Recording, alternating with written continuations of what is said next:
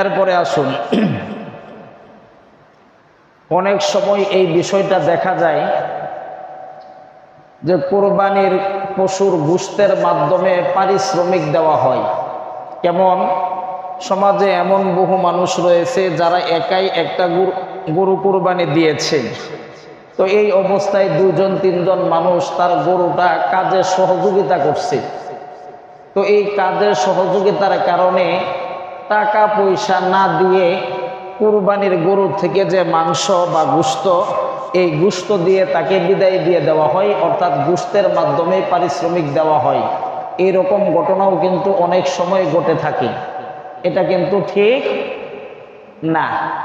কুরবানির গোশতের মাধ্যমে পারিশ্রমিক বা বিনিময় দেওয়া যাবে না। তাহলে পারিশ্রমিক বা বিনিময় যদি আপনার লোকের প্রয়োজন হয়, আপনি আলাদাভাবে লোক রেখে নেবেন। কুরবানির গোশতর মাধ্যমে পারিশ্রমিক দেওয়া যাবে না। যদি এটা দেওয়া হয় তাহলে তো বিক্রির মতো হয়ে গেল। কুরবানির গোশত বিক্রি করা জায়েজ আছে, খাওয়া জায়েজ, কিন্তু বিক্রি করা হারাম। খাওয়া জায়েজ, বিক্রি করা হারাম। এরপরে আসুন, কুরবানির গোশত আপনি চাইলে ফ্রিজের মাঝেও রেখে খাইতে পারবেন, শুকিয়ে শুটকি বানিয়ে খাইতে পারবেন, সারা বছর খাইতে পারবেন।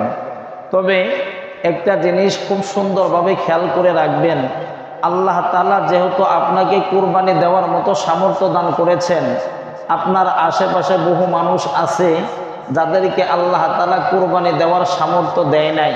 সুতরাং গরিব মিসকিন যারা আছে তাদের হকটা মেরে কুরবানির সমস্ত গোশত ফ্রিজের ভিতরে ঢুকিয়ে দিবেন, এইরকম মানবতা বিবর্জিত কাজ এটা করবেন না।